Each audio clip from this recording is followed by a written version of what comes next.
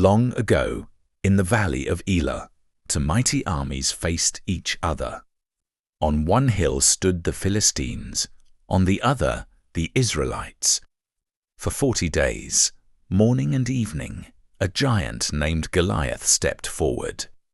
He was over 9 feet tall, his armor gleaming like bronze, his spear as heavy as a weaver's beam.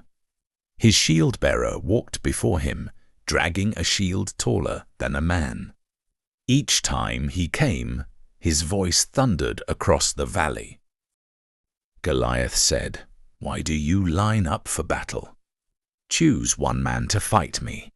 If he wins, we will serve you. But if I win, you will serve us." Day after day, Israel's soldiers trembled. None dared move. Fear chained every heart. Even King Saul, Israel's tallest warrior, stayed silent. Among the soldiers, whispers filled the air.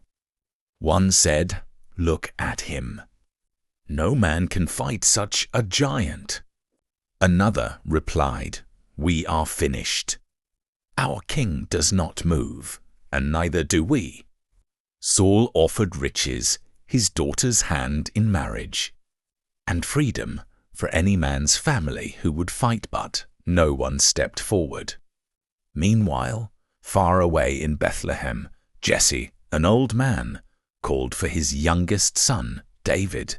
David was not a soldier. He was a shepherd boy, tending his father's flock. Jesse said, "David, take this roasted grain and these loaves of bread to your brothers on the battlefield. See how they are doing, and bring back word." David said, "Yes, Father."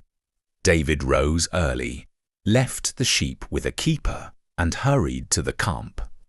When he arrived, he heard the war cry, saw the armies lining up, and then he heard the giant's voice.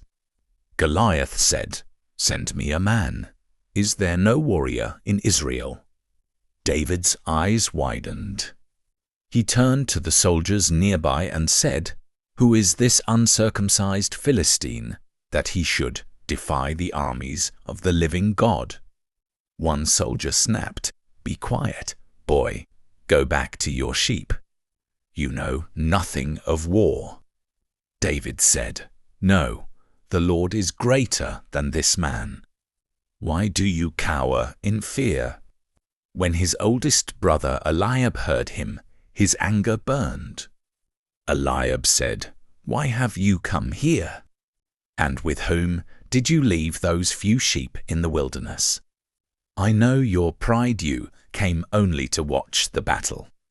David answered, "What have I done now? Is there not a cause?" David's words spread until they reached the ears of King Saul. Soon David stood before him. Saul said, "You are only a boy. He has been a warrior since his youth. How can you fight this giant?" David answered, "Your servant kept his father's sheep.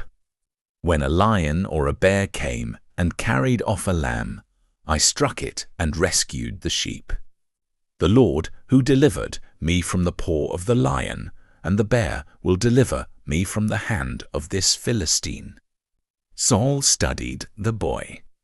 He saw faith burning like fire in David's eyes. Saul said, "Go, and the Lord be with you."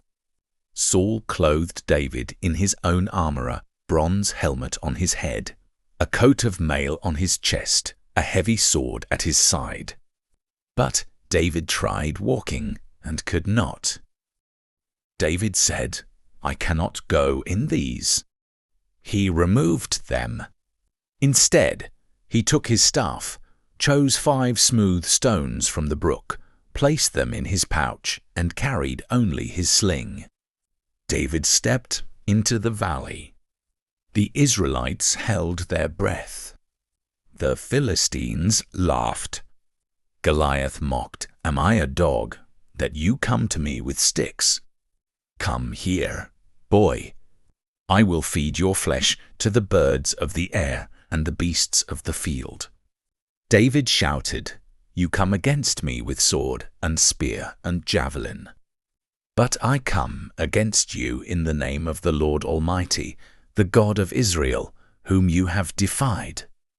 This day the Lord will deliver you into my hand, and the whole world will know that there is a God in Israel. The battle is the Lord's, and he will give you into our hands." David ran toward the giant. He reached into his bag, pulled out a stone, placed it in his sling, and swung it with all his might. The stone struck Goliath's forehead. The giant staggered, eyes wide in shock. He fell face down on the ground with a thunderous crash. The valley shook with silence. Then Israel shouted for joy. David ran, took Goliath's own sword, and cut off his head. When the Philistines saw their champion was dead, they turned and ran. The Israelites pursued them with victory. David stood with his eyes lifted to heaven and said, "The battle belongs to the Lord." David was just a shepherd boy, but faith made him a warrior. Goliath was strong, but pride made him fall. Giants in life feel impossible to defeat, but no giant is bigger than God. Victory belongs not to the strongest or the fastest, but to those who trust in the Lord. Faith stands tallest when we stand with God. Like David, we too can face our giants and declare, "The battle is the Lord's."